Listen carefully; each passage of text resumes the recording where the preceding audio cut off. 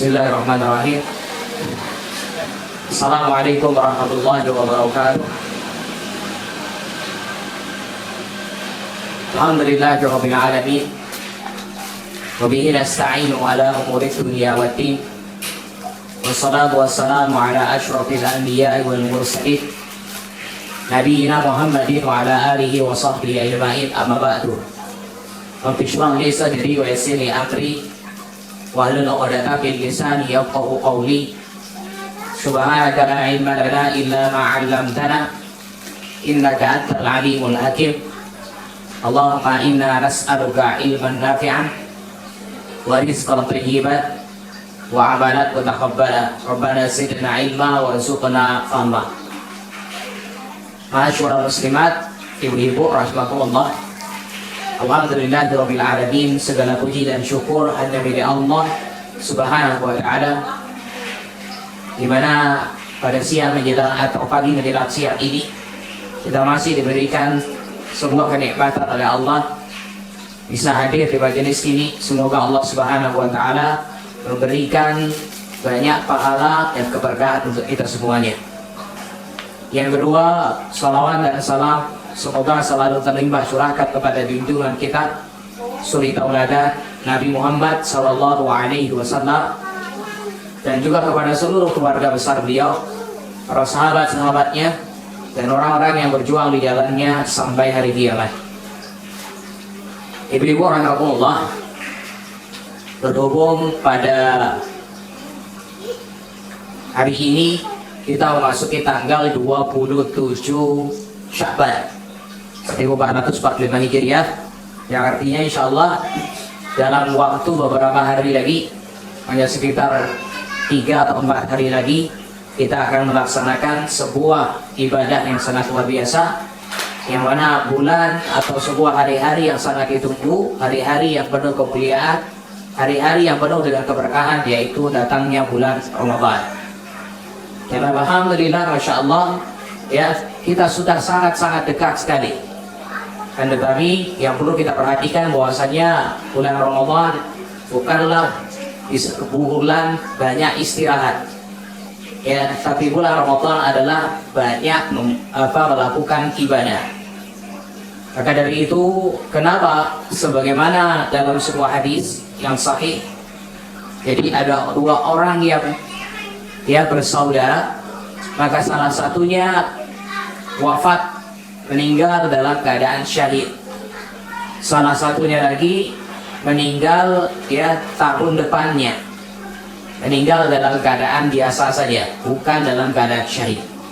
Kemudian ada salah seorang sahabat yang bermimpi bahwasanya ternyata orang yang lebih terakhir atau yang terakhir meninggal, yang meninggalnya biasa saja, ini lebih dahulu yaitu dipersilahkan untuk masuk surga terlebih dahulu. Setelah yang kedua yaitu yang meninggal yang biasa lebih dahulu masuk surga, maka diizinkanlah yang syahid untuk masuk surga berikutnya. Maka ini ditanyalah kepada Rasulullah SAW, kok bisa? Seharusnya orang yang syahid itu adalah orang yang mulia, seharusnya yang lebih dahulu pantas masuk ke dalam surga. Tapi kenapa yang matinya biasa, yang masih hidup setahun berikutnya ternyata lebih dahulu masuk surga? Maka Rasulullah SAW mengatakan, bukankah orang tersebut bertemu dengan bulan Ramadan? Bukankah orang tersebut beramal di bulan Ramadan, beribadah, berpuasa dan lain-lainnya? Rasulullah menyebutkan. Artinya apa?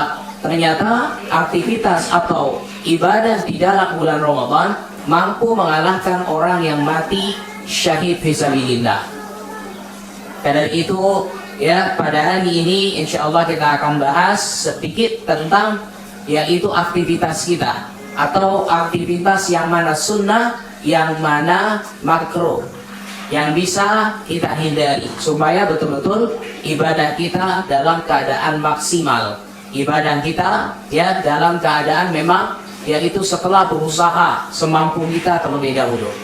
Baik, ibu-ibu rahimakumullah, mengacu kepada firman Allah Ta'ala dalam surat Al-Baqarah 183 ayat yang masyhur, ya ayyuhalladzina amanu kutiba alaikumusiyam kama kutiba 'alal ladzina min qablikum la'allakum tattaqun. Hai orang-orang yang beriman, diwajibkan atas kalian berpuasa sebagaimana puasanya orang-orang terdahulu. Ya, diwajibkan atas orang terdahulu agar kalian bertakwa. Di dalam ayat ini menjelaskan bahwasanya orang yang jadi bahwasanya yaitu para umat Islam saat ini mereka berpuasa, ternyata orang-orang terdahulu pun sama berpuasa. Cuman puasa orang dahulu dengan puasa sekarang berbeda. Ya, puasa orang terdahulu sebelum zaman Nabi Shallallahu Alaihi Wasallam itu makan dan minumnya hanya berjarak antara maghrib sampai isya. Sedangkan kita, masya Allah, bisa makan, bisa minum, ya dan lain-lainnya sampai terbit fajar yang waktunya panjang. Inilah Allah Taala mengatakan waktu washrabu hatta yatabayyana lakumul khaytul abyadu minal khaytil aswadi minal fajr. Ayat ini sangat jelas bahwasanya puasa kita boleh makan dan minumnya dari maghrib sampai terbit fajar, yaitu sholat subuh. Baik, aktivitas apa yang bisa kita lakukan ya, yang memang bahwasanya aktivitas ini sebagaimana yang kita lakukan aktivitas sehari-hari. Ya, jadi jangan menganggap bahwasanya ketika Ramadan berarti ada aktivitas yang terpotong. Tidak, semua aktivitas kita lakukan sebagaimana biasa, hanya tinggal merubah saja. Ya, salah satunya contoh seperti kita makan dan minum. Makan dan minum biasanya kita sarapan pagi, kemudian ada siang, nanti ada malam. Ya, berarti kalau berbicara tentang makan berarti masaknya. Nah sekarang ya, makan dan minumnya hanya dua, pada saat sahur dan berbuka. Nah, artinya apa? Aktivitas itu tetap. Ya, aktivitas itu tetap, cuman sedikit berubah jadwalnya. Begitu saja. Ya. Baik, aktivitas apa yang bisa kita lakukan pada saat bulan Ramadan? Pertama, yang harus kita perhatikan adalah aktivitas kita dari mulai subuh sampai nanti kita tidur kembali. Bagaimana maksimalkan di bulan Ramadan ini banyak ibadah yang bisa kita lakukan. Ya. Bahkan pada saat kita baru bangun tidur, kita berdoa, ya, alhamdulillahilladzi ahyana ba'dama amatana wa ilaihin nusyur. Kita berdoa. Ini juga termasuk ibadah. Ya. Nanti habis itu silahkan segera berwudu. Setelah berwudu lakukanlah sholat. Ini sebagaimana hadis Nabi Shallallahu Alaihi Wasallam. Jadi orang yang baru bangun tidur itu atau dalam keadaan tidur itu diikat 3 ikatan oleh syaitan. 3 ikatan ini bisa lepas. Kapan? Ketika saat seseorang dia bangun. Itu lepas 1. Ketika dia berwudu lepas yang kedua. Ketika dia sholat lepas yang ketiga. 3 ikatan itu. Maka dari itu siapapun nanti yang baru bangun pada saat di subuh atau sebelum subuh saat sahur, maka silahkan sholat terlebih dahulu. Kalau dia belum witir, ya, kalau dia seandainya ternyata belum sholat, silahkan sholat dan ditutup dengan witir. Tapi kalau dia sudah melakukan sholat tarawih, maka tidak perlu lagi melaksanakan witir. Karena dalam satu malam tidak boleh terjadi 2 witir. Kemudian yang selanjutnya, ya, ini aktivitas kita di subuh. Nanti pada saat sahur banyak sekali aktivitas yang akan bisa kita lakukan. Ya, pada begitu juga pada saat kita kondisi sudah yaitu di pagi harinya. Baik. Amalan apa saja? Yang pertama, kita berbicara tentang hal-hal yang ya makruh terlebih dahulu. Yang berusaha untuk dihindari. Ya, kalau pembatal saya rasa insya Allah ibu-ibu sudah sangat ngerti pembatal-pembatalnya. Hal-hal yang makruh yang perlu kita perhatikan pertama adalah yaitu al-mubalaghah fi al-madmadah, yaitu berkumur-kumur secara berlebihan. Ya. Kemudian istinsyak, masukin air ke hidung secara berlebihan ketika berwudu. Apa artinya ini ibu-ibu? Bahwasanya ketika kita kondisi puasa boleh kita berwudu. Ya. Berwudu, kita di dalam wudu ada kumur-kumur. Maka kumur-kumur pun boleh. Ya, yang penting kumur-kumur yang kita lakukan tidak berlebihan. Ya, jangan berlebihan. Secukupnya saja. Biarkan dia biarkan dia diputar di mulut saja, setelah itu langsung dibuang. Ya, sebentar saja. Begitu juga saat istinsyak, memasukkan air ke dalam hidung. cukup hanya di rongga hidung ini saja. Setelah itu dibuang. Ya. Baik, di dalam hal ini menunjukkan apa? Boleh bahwasannya yaitu apa? Sebelum berwudu kita kadang-kadang ingin sikat gigi, silahkan saja. Sikat gigi tidak membatalkan puasa. Ya. Cuman yang harus dihati-hatikan adalah saat menggunakan pasta gigi atau odol.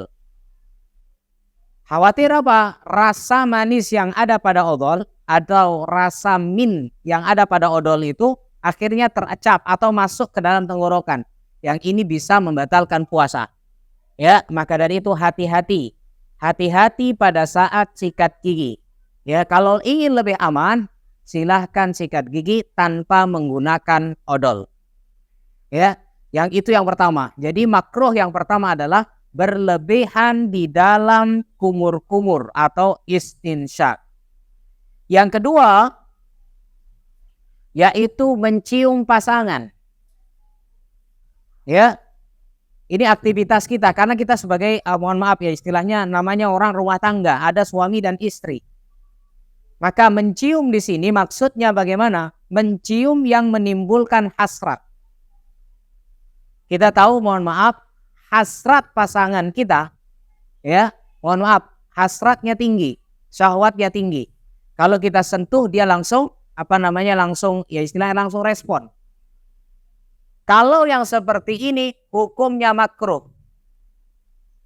Ya, apalagi sampai terjadi hubungan di tengah hari Ramadan. Ya. Siapa yang melakukan hubungan di tengah hari Ramadan, maka ada 4 yang berkaitan pada dia. Ya, yang berhubungan di tengah hari Ramadan. Yang pertama, puasanya batal. Yang kedua, ya, yaitu berdosa. Yang ketiga, wajib qadha. Yang keempat, bayar kafarat. Bayar denda. Ini 4 hal orang yang melakukan hubungan suami istri di tengah hari Ramadan. Padahal kita tahu hubungan suami istri itu halal. Ya, halal. Ya, namun karena ini terjadi di bulan Ramadan, inilah dia kaitan hukumnya. Siapa yang sengaja melakukan ini, ya, maka ada 4. Yang pertama, puasanya batal pada saat itu. Yang kedua, dia berdosa, wajib istighfar. Yang ketiga, wajib mengqadha puasanya, mengganti. Dan yang keempat adalah bayar denda. Apa dendanya? Denda di sini bisa yaitu bebas budak, membebaskan budak. Yang kedua yaitu puasa. Puasa berapa? Puasa 2 bulan berturut-turut atau 60 hari. Kalau tidak mampu, sedekah. Sedekah berapa? 60 orang miskin. Ini adalah orang yang melakukan hubungan suami istri di tengah hari Ramadan. Ya, maka dari itu sangat besar artinya bahwa saya menunjukkan orang yang melakukan ini dosa. Ya, maka dari itu di awal sudah kita sampaikan bahwasannya kita tahu bagaimana, mohon maaf, tanda petik, bagaimana hasrat suami atau pasangan kita. Sengaja kita pancing, mohon maaf, dengan salah satu cara dengan menciumnya. Apabila sampai pada ini, maka berdosa. Bahkan bukan hanya qadha, wajib dia bayar kafarat, denda. Maka hati-hati. Ya, kalau sekedar bersentuhan, silahkan. Ya, maka ibu-ibu, kalaupun nanti mohon maaf, suaminya maksa di tengah hari Ramadan mengajak hubungan seperti itu, maka tidak boleh dilakukan. Kenapa? Karena hal itu adalah hal dosa. Ya, maka kewajiban taat kepada Allah harus didahulukan dibanding ya, yaitu ketaatan pada sang suami. Kalau di malam hari silahkan, tapi ini terjadi di tengah hari, ya, ketika kondisi berpuasa.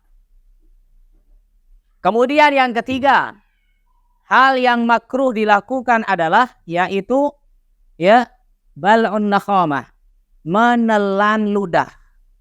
Bukan menelan ludah, menelan dahak.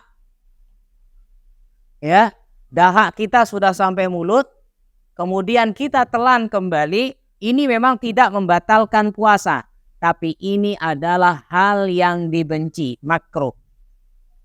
Ya.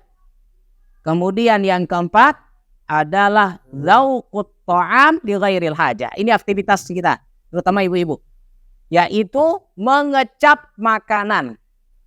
Pada saat ibu masak untuk berbuka puasa, kalau sahur kan bisa. Ya, kalau berbuka puasa kita sedang masak, maka bahwasannya boleh bagi ibu-ibu mengecap makanan itu. Ya. Kenapa? Yang boleh mengecap hanya yang berkebutuhan. Yang masak maksudnya. Jadi kalau ibu-ibu masak di rumah, suaminya datang, masak apa ma? Masak ini. Langsung suaminya datang masuk ke dapur. Tidak boleh ngecap. Ya. Jadi yang bisa ngecap hanya yang berkebutuhan. Siapa? Biasanya yang bisa berkebutuhan ngecap hal seperti ini adalah yaitu para istri yang masak. Kalau dia tidak masak, tidak berkebutuhan, maka makruh mengecap. Berarti ibu-ibu, orang yang berada di dapur ketika ibu-ibu masak boleh dicap. Tapi sekali lagi, ngecap sama cicip beda. Ya, kalau ngecap hanya mengambil sedikit sampel, diletakkan di ujung lidah, dilepehkan kembali. Hanya untuk mengetahui rasa saja. Adapun nyicip itu 1 sendok. Ya, ini tidak boleh. Kenapa? Karena memang ngecap hanya untuk merasakan rasa saja, bukan untuk menelan itu. Kalau ditelan, batal puasanya. Ya, maka bahasanya apa? Zauqut ta'am, mengecap. Ya, supaya tahu mana manis atau mana rasa asin. Kalau seandainya keasinan, tinggal tambahin apa? Seandainya terlalu manis, ditambahin apa? Atau kurang ini dan lain-lainnya. Itu boleh. Ya, bagi para ibu-ibu yang masak untuk berbuka puasa dan lain-lainnya. Ya, itulah 4 hal yang harus ibu hindari. Ya, sekali lagi saya ulangi, 4 hal yang ibu makruh adalah pertama, hati-hati ketika berwudu. Ya, saat berkumur-kumur, terkhususnya jangan berlebihan, boleh berkumur-kumur tapi sekedarnya. Istinsyaq juga boleh tapi sekedarnya. Yang kedua, ya, kita tahu bagaimana hasrat atau syahwat pasangan kita. Kalau memang kita tahu dia tinggi, maka jangan coba-coba mendekat dulu. Ya, di saat tengah hari Ramadan. Adapun malam silahkan. Kemudian yang ketiga, menelan dahak. Ya, dan yang keempat, terakhir tadi adalah yaitu mengecap makanan bagi yang tidak berkebutuhan. Ini makruh. Ya, Allahu a'lam. Baik, kemudian hal sunnah yang harus kita perhatikan dalam aktivitas kita. Ya, ini ibu-ibu sangat bisa. Yang pertama, hal yang harus diperhatikan adalah pertama sahur. Ya, saat sahur ini ibu ada 3 sunnah yang bisa kita lakukan. Ya, saat sahur ada 3 sunnah yang bisa ibu lakukan. Sahur. Ya, pertama sahur itu sendiri. Yang kedua, konsumsi. Yang ketiga, waktu. Apa maksudnya ini ibu-ibu? Bahwasannya sahur itu sendiri adalah sunnah. Sehingga dalam sebuah hadis Nabi SAW dalam riwayat Imam Bukhari dan Muslim, Rasulullah bersabda, tasaharu fa inna fis sahuri barakah. sahurlah kalian karena sesungguhnya dalam sahur itu ada keberkahan. Baik, bagaimana ini dalam aktivitas kita sehari-hari? Kita sebagai seorang wanita memang Masya Allah ya, kita akui seorang wanita akan selalu bersiap-siap dalam hal ini. Yang kadang sering kita dapat dalam fakta di lapangan adalah kadang anak-anak. Anak-anak kita remaja ya, dia sudah berpesan di malam hari, "Ma, aku ndak usah dibanguni. Ya, aku tetap puasa, ndak usah bangun sahur." Bagaimana hal ini? Ini kadang-kadang terjadi pada dalam rumah tangga terjadi di dalam rumah tangga kita. Ya memang wajar kadang-kadang anak itu yang sudah remaja tentunya itu walaupun tidak sahur mereka tetap kuat berpuasa. Ya yang dewasa pun kadang begitu, yang sudah dewasa. Ya, maka bagaimana ini? Bangunkan sahur walaupun sebentar, Ibu. Ya, walaupun Ibu bawakan dia air putih segelas, ya, itu sudah bagian daripada sahur. Kenapa? Karena memang dalam sahur itu ada keberkahan. Bukan hanya untuk menambah kekuatan kita untuk berpuasa. Tetapi apa? Lebih dari besar daripada itu adalah meraih pahala sunnah. Ya, jadi walaupun nanti seandainya anak kita sudah tidak mau sahur. Tapi kita bisa bangunkan 10 menit menjelang subuh. Suruh minum. Untuk apa? Mendapatkan pahala sunnah dan keberkahan. Jadi kita jangan nyerah begitu aja. Ya jangan biarkan anak yang enggak usah ada sahur. Tetap kita bangunkan sahur, paling tidak suruh makan atau minum walaupun cuma 1 gelas. Itu keberkahan sahur.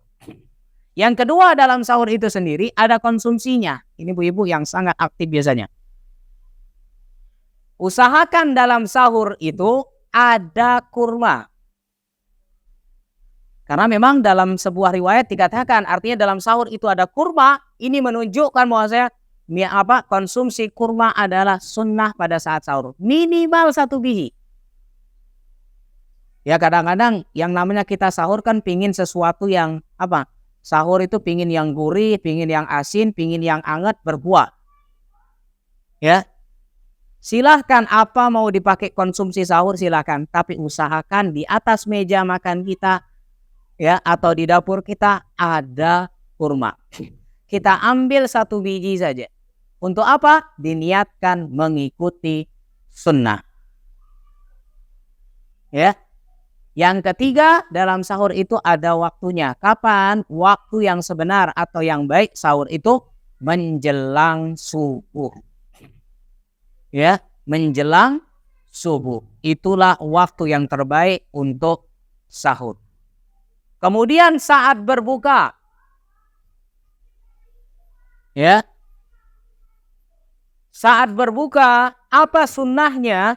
Saat berbuka ada sunnah, yaitu waktu. Ya. Yang kedua, konsumsi. Yang ketiga, doa atau zikir. Puasa ini ya, berbuka. Ibu kan kadang-kadang memang kita sebagian kita ibu-ibu itu kadang lebih kadang ke masjid buka bersama, kadang di rumah. Nah, sekarang ketika kita di rumah, waktu baik berbuka itu adalah yaitu saat ya disegerakan yang diistilahkan dengan nama takjil. Ya, takjilul fitr. Ya, mensegerakan berbuka. Ini sama dengan yang dijual. Biasanya kalau lebaran atau puasa itu ada orang yang jualan takjilan. Apa arti kata takjil? Mensegerakan. Bagaimana ibu-ibu sekarang? Kita kan kadang-kadang bahwasannya di rumah menggunakan karena kita biasa menggunakan azan. Ternyata di musola atau di rumah itu tidak ada azannya. Bagaimana? Apakah nunggu azan dulu baru buka puasa? Bagaimana yang tidak ada masjidnya? Berat nanti. Jadi asalkan sudah masuk waktu maghrib silakan. Semacam kita punya aplikasi di HP. Asalkan aplikasinya tidak rusak ya. Kalau aplikasinya memang sudah benar, tidak error, Kalau memang sudah waktunya berbunyi, silahkan berbuka. Meskipun ya masjid belum azan. Kadang-kadang muazzinnya buka puasa dulu, baru dia azan. Maka dari itu yang benar itu adalah segerakan berbuka. Kemudian yang kedua adalah konsumsi. Sama Ibu. Konsumsi dalam puasa atau berbuka adalah lagi kurma. Ya, lihat Ibu, tadi saat sahur kurma, saat berbuka juga kurma. Nah, Ibu kan biasanya yang mengatur bagian makanan adalah ibu-ibu. Maka usahakan stok kurma di rumah. Ya, stok kurma di rumah. Saya tidak jualan ibu-ibu. Ya, di sini hanya ingin menunjukkan bahwa inilah amalan sunnah. Ya, maka paling tidak kita punya kurma di rumah, bisa dikonsumsi saat berbuka dan saat sahur. Walaupun 1 biji. Karena memang tidak ada hadis yang kuat yang mengatakan saat berbuka kurma harus ganjil. Tidak. Ya, boleh berapa saja. Bahkan dalam sebuah hadis Nabi diriwayatkan dari Nabi SAW, beliau saat berbuka puasa menggunakan rutop. Rutop itu adalah kurma basah. Kalau tidak ada, kurma kering. Kalau tidak ada, dengan air putih. Ya, ini dia aturannya. Maka bagaimana caranya? Caranya itu adalah silahkan Anda berdoa terlebih dahulu. Saat sudah masuk waktunya, baca bismillah, ambil kurmanya, ambil air putihnya. Ya. Kemudian silahkan berdoa. Zahabal dhama'u wa batallatil uruq wa sabatal ajru insyaallah. Ini yang memang diantara doa-doa yang ada, ini yang dikuatkan oleh para ulama. Ya, doa zahabal dhama'u wa batallatil uruq wa sabatal ajru insyaallah. Ya, jadi inilah aktivitas kita di saat berbuka dan saat sahur. Kemudian yang namanya puasa itu kan bukan hanya sahur dan berbuka. Ada aktivitas yang lainnya. Seperti apa? Yaitu saat kita nanti di pagi harinya. Apa yang bisa kita lakukan? Yaitu pertama, bahwasanya selanjutnya dalam amalan sunnah, yaitu berdoa. Banyak berdoa saat sedang berpuasa. Berdoa ini Ibu jangan dipahami. Sebagian kita memahami berdoa itu habis sholat. Padahal berdoa itu adalah ibadah yang paling lenggang waktunya. Kalau dikatakan sunnah berdoa pada saat berpuasa, kalau seandainya kita jam 5 subuh, kan kita menahan diri mulai jam 5, anggap begitu, subuh, sampai nanti jam 6 maghrib. 5 ketemu 6 ini 13 jam. Berarti bisa dikatakan 13 jam kita bisa berdoa. Ya, jadi jangan anggap berdoa itu hanya habis zuhur sama asar, enggak. Jadi ibu dimanapun bisa berdoa. Ibu lagi duduk di rumah, ya, lagi duduk di teras, ibu sambil berdoa tidak apa-apa. Berdoa untuk dirinya sendiri, berdoa untuk anak-anak, berdoa untuk suami atau berdoa untuk orang tua, silakan. Ya, silahkan, karena waktu berdoa saat berpuasa panjang. Bahkan dalam sebuah hadis, 3 orang yang dia tidak ditolak doanya, artinya doanya mustajab. Salah satunya doa yang sedang berpuasa. Ya, jadi saat ibu pegang sepeda motor pun bisa berdoa. Ya, ini perbanyak berdoa. Terlebih ketika menjelang berbuka. Ya, kenapa kita katakan begitu? Karena menjelang berbuka Ibu, kita sudah duduk di depan meja makan. Ya, semua sajian sudah ada di depan kita. Kadang setengah jam sebelum azan maghrib kita sudah di depan meja. Ngapain kita? kadang-kadang kita hanya nengok makanan dan nengok jam. Padahal pada saat berjelang atau menjelang berbuka, maka justru yang sangat dianjurkan adalah perbanyak berdoa. Ya, ini waktu yang sangat mustajab. Ya, walaupun anggaplah kita duduk ya di depan meja makan kita 10 menit.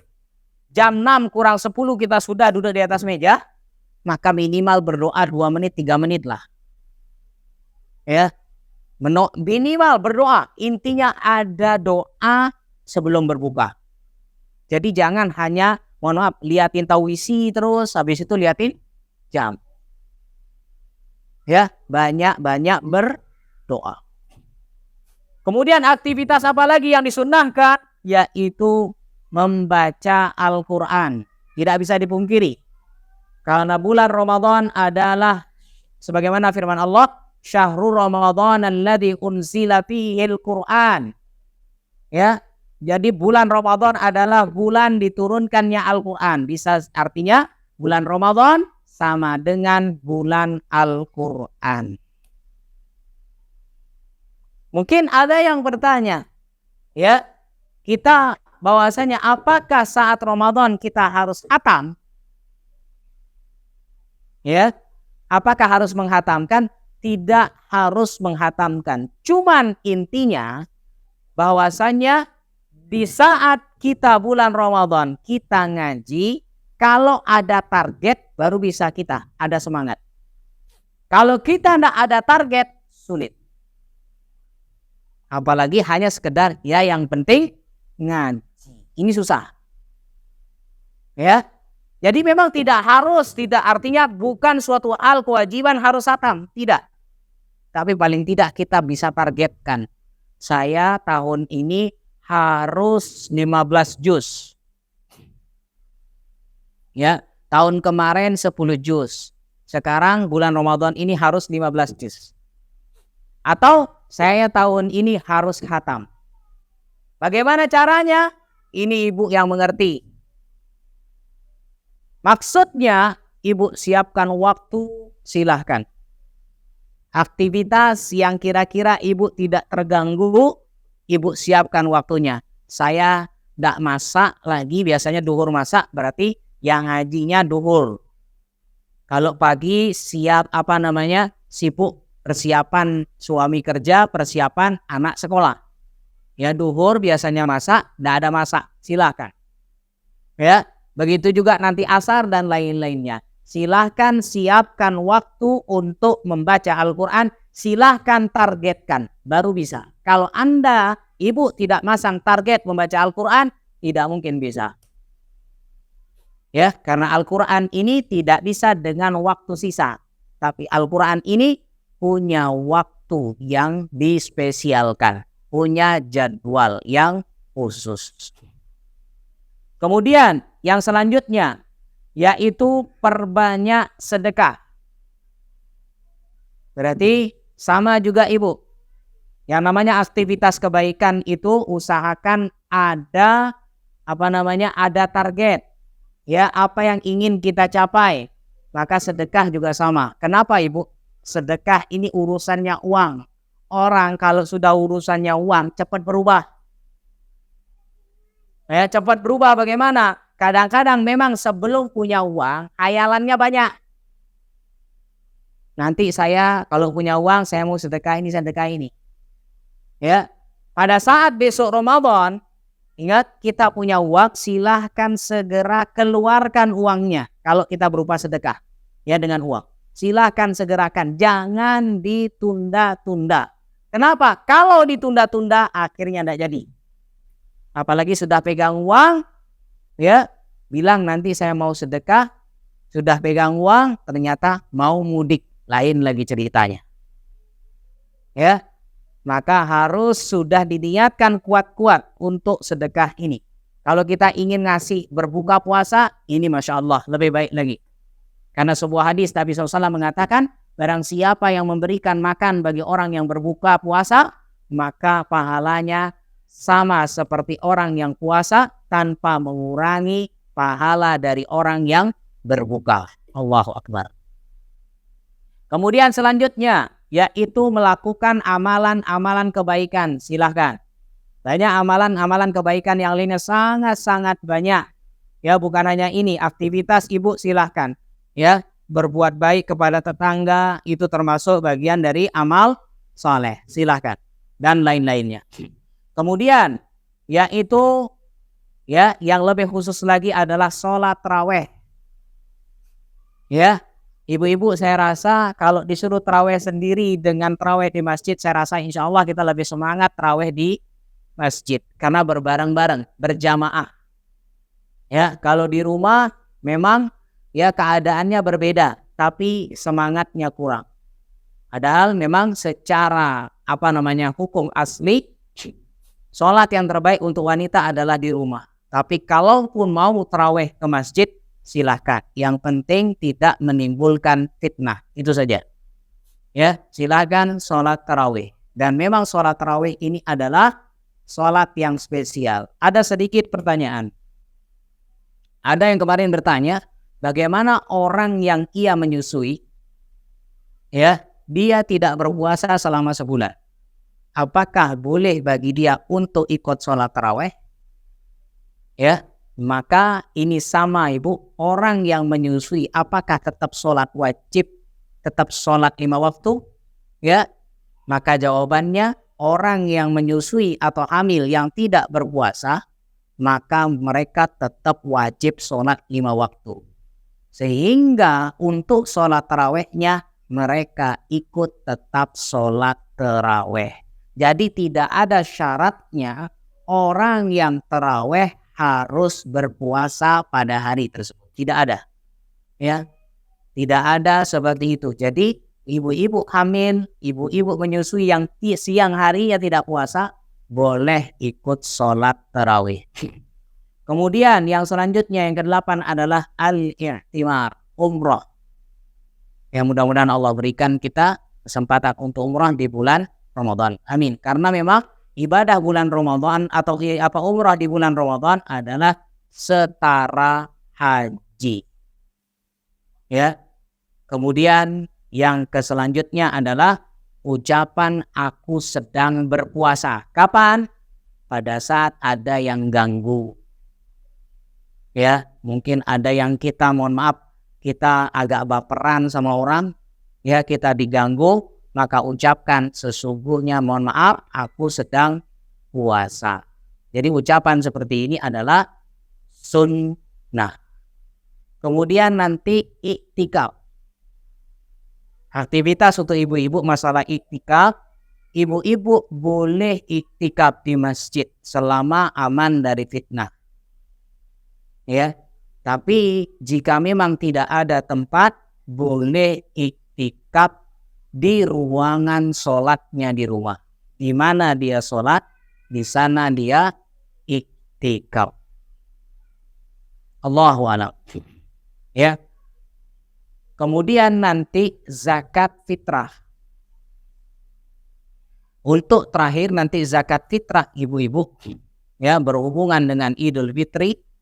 Kalau ibu di sini yang hamil atau ya yang hamil, kemudian dia melahirkan tanggal 30 Ramadan atau akhir Ramadan, dia lahir anaknya, kemudian maka wajib bagi dia untuk bayar zakat fitrah anaknya.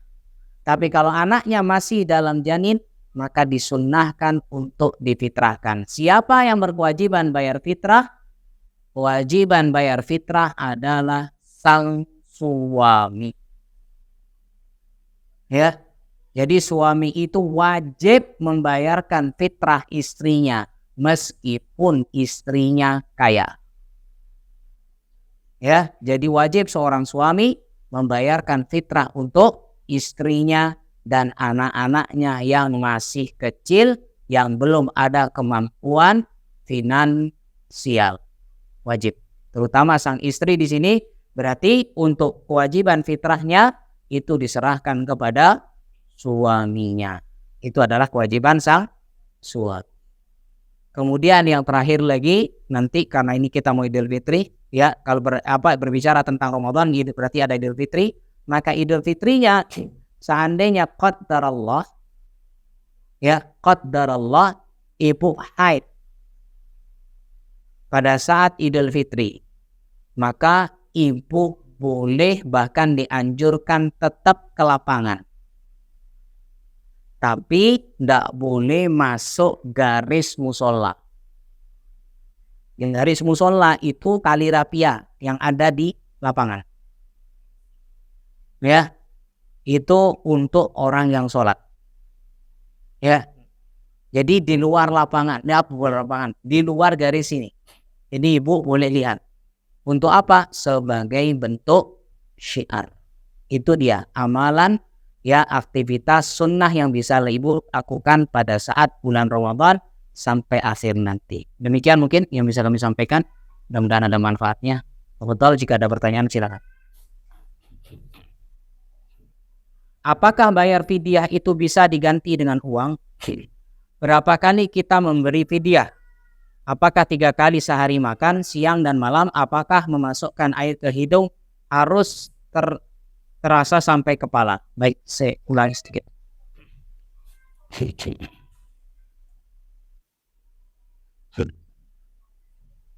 Baik, untuk fidyah ibu.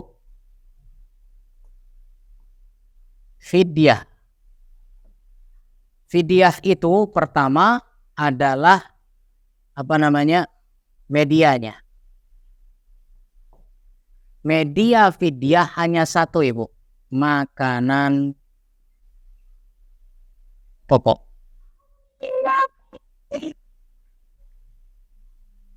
Ya, media fidyah hanya satu, makanan pokok. Bisa berupa beras mentah ini bu, bisa berupa matang atau nasi bungkus. Untuk beras, ya, untuk beras ini adalah setengah zakat fitrah.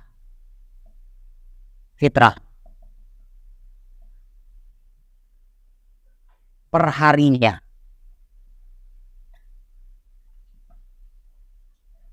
Ya, atau nasi bungkus per hari yang dia tinggalkan.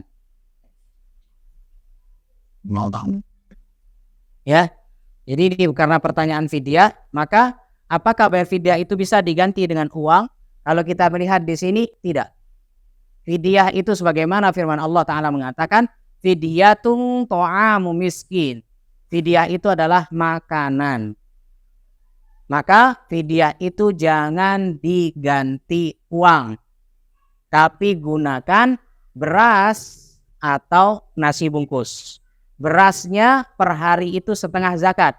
Mungkin kalau zakatnya ibu 3 kilo, maka bayarnya adalah 1,5 kilogram per hari. Kalau ibu 30 hari ninggalin berarti bayar 45 kilogram. Ya, ini jangan diuangkan. Memang kalau diuangkan nilainya banyak ibu, kelihatan.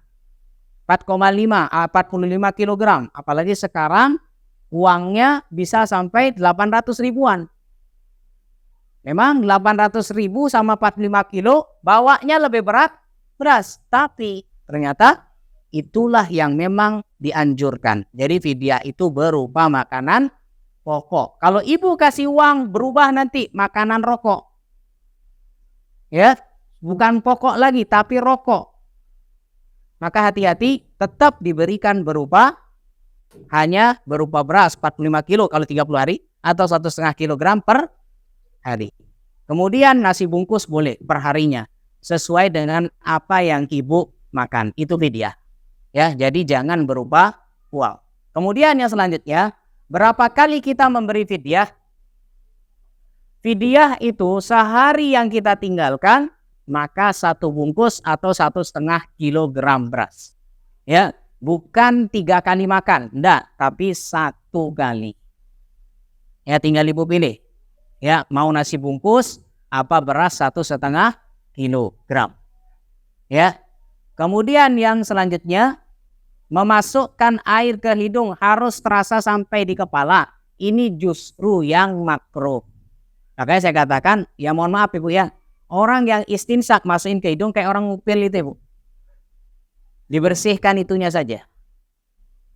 Ya, jangan sampai masuk ke sini. Kalau masuk ke sini, hati-hati. Apalagi nanti akan jatuh masuk ke dalam tenggorokan. Ini kan ada hubungannya. Makanya ada namanya dokter THT, tenggorokan, hidung, telinga. Ya kan? Berarti ada hubungannya dengan tenggorokan. Ya, hati-hati. Cukup kayak seperti orang ngupil itu aja. Ya, ketika kita istinsyak. Allahu a'lam. Kemudian pertanyaannya, Assalamualaikum warahmatullahi wabarakatuh. Waalaikumsalam. Adakah zikir yang utama dibaca setelah sholat tahajud dan sholat duha? Ya, untuk sholat duha apa? Saya lupa zikirnya. Astagfirullah. Kok lupa? Zikir setelah sholat duha itu ada. Nanti bisa dilihat ada dibaca 100 kali. Adapun setelah sholat tahajud, Allahu alam. Yang ada zikir khusus yaitu setelah sholat witir. Ya, apa zikirnya? Subhanal malikil quddus, subhanal malikil quddus, rabbul malaikati warruh. Ya, itu zikir setelah witir. Tapi kalau zikir duha ada yang 100 saya lupa. Ya. Wa atubu rabbil saya lupa, jadi ada 100 100 zikir setelah sholat duha. Allahu a'lam.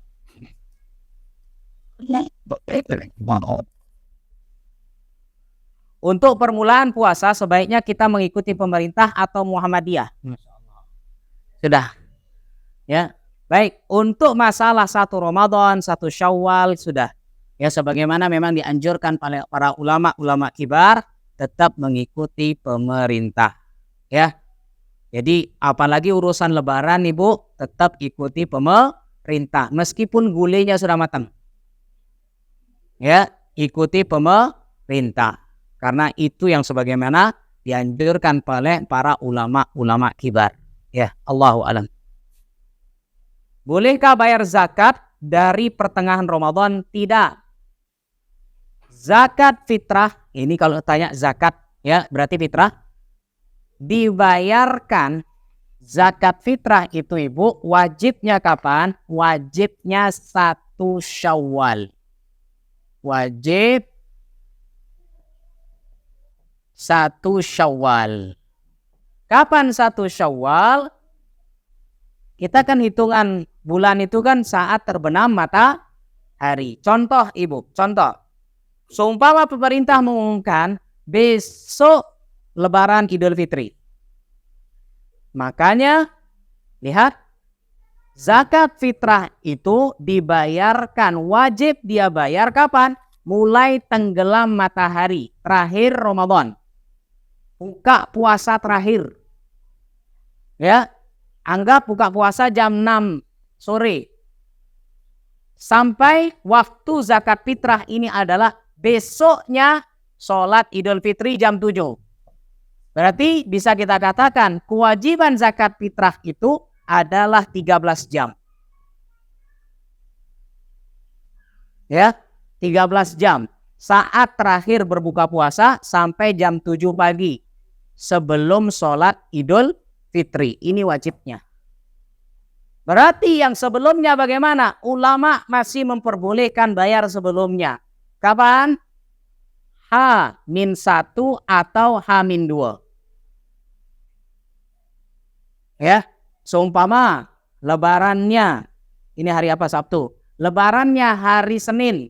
Berarti khawatir biar nanti Ibu enggak dapat mustahiknya, Ibu bayar sekarang enggak apa. H-1 atau H-2 lebaran. Jadi tidak boleh bayar zakat pertengahan. Terus kita serahkan ke panitia bagaimana? Panitia hanya sebagai wakil. Nanti dia akan menyerahkan H-1 atau H-2 Idul Fitri. Seperti itu Ibu. Ya. Jadi, dan ingat saya ingin katakan Ibu-Ibu, untuk masalah zakat fitrah, Ibu tidak usah bingung. Kenapa? Kadang kita bingung nanti siapa, nanti orang ternyata mustahiknya juga mudik. Masya Allah. Pakai pesawat lagi. Ya, mustahiknya mudik. Bagaimana kalau mustahiknya mudik? Ibu tinggal telepon saja. Ya, ibu tinggal telepon, Bu, ini saya ada beras zakat fitrah sekian kilo. Ini zakat fitrah saya dan siapa-siapa begitu. Saya serahkan kepada ibu. Ibu apakah terima? Jika dia bilang, ya saya terima, saya titipkan dulu. Itu enggak apa-apa.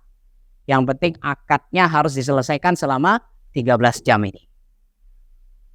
Ya, jadi jangan bayar zakat fitrah di pertengahan Ramadan. Tapi kapan? Kalau ingin silahkan H-1, H-2. Tapi kurang, yang afdalnya adalah malam takbiran. Lebih hebatnya lagi, yang paling afdal lagi, setelah sholat subuh, sebelum sholat id, hanya 2 jam.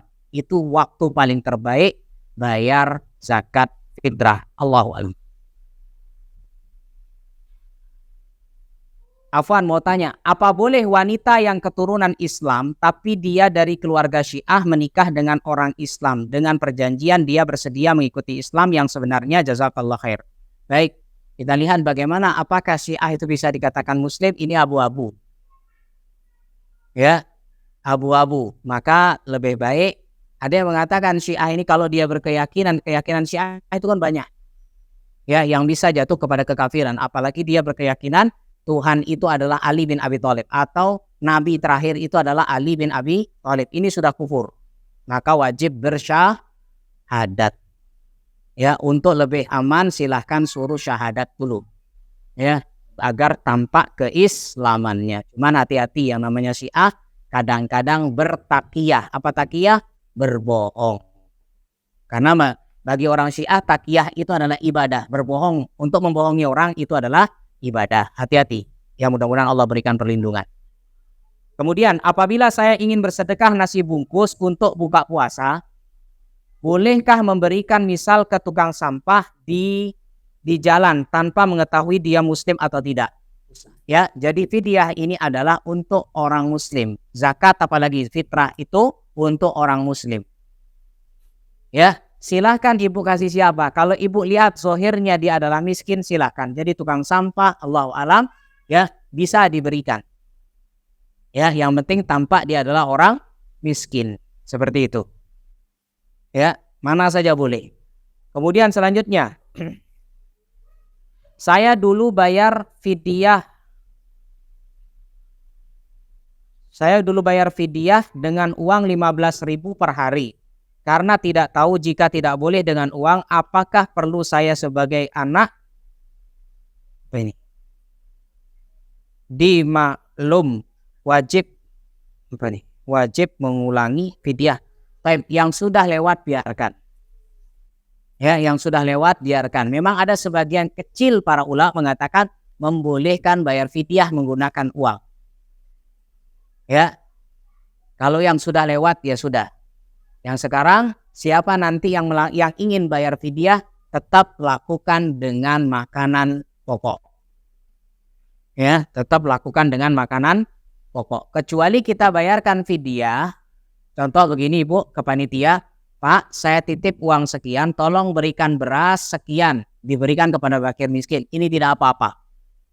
Ya, karena panitia hanya sebagai wakil ibu saja. Tetap ujungnya nanti diberikan beras. Jadi ibu husnuzon saja. Mudah-mudahan ibu memberikan beras, uang itu nanti diberikan memberikan uang, dibelikan uang itu yaitu beras. Husnuzon saja. Ya, Allahu alam. Kemudian harus bayar fidyah. Kapan harus bayar fidyah? Untuk bayar fidyah ibu pada saat ibu sudah mampu. Jadi fidyah itu tidak harus dibayar di bulan puasa. Ya. Jadi jangan anggap terakhir Ramadan harus bayar fidyah. Enggak. Tapi bayar fidyah itu kapan saja. Tapi kalau bisa bayar fidyah itu pada saat bulan Ramadan. Kenapa? Kita masih ingat. Nanti kalau sudah habis Ramadannya lupa dah. Apalagi sudah pegang uang, bingung. Ya, maka untuk urusan fidyah segera bayarkan pada saat bulan Ramadan. Kalau di luar Ramadan ya fidyah itu boleh dibayarkan. Allahu alam. Kemudian setelah bulan-bulan Ramadan, Kalau sudah fidyah apa harus qadha juga setelahnya? Tergantung ibu. Jadi kalau ibu berbicara tentang fidyah, terutama wanita hamil atau menyusui, wajib qadha. Ya, jangan beranggapan yang sudah bayar fidyah tidak perlu qadha. Justru yang wajib adalah qadha. Fidyah itu hanya tambahan. Ya, fidyah itu hanya tambahan. Jadi walaupun dia sekarang ninggalin puasa 5 periode, ya 5 tahun dia ninggalin puasa, orang nyambung terus, hamil, menyusui bentar, hamil lagi, ya melahirkan, menyusui, hamil lagi.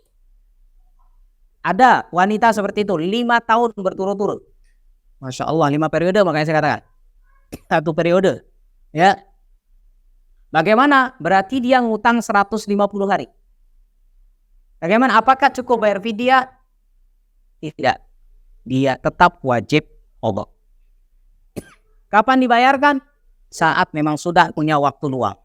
Tidak lagi hamil, tidak lagi menyusui. Kalau pingin tidak bayar, hamil terus. Ya. Jadi selama ibu hamil silahkan. Tapi saat sudah selesai, wajib mengqadha. Jadi jangan anggap setelah bayar fidyah lepaslah qadha itu. Tidak, tetap justru kewajibannya adalah yaitu mengqadha. Allahu a'lam. Kita akhiri. Wassallallahu ala nabiyina Muhammad walhamdulillahi rabbil alamin. Assalamualaikum warahmatullahi wabarakatuh.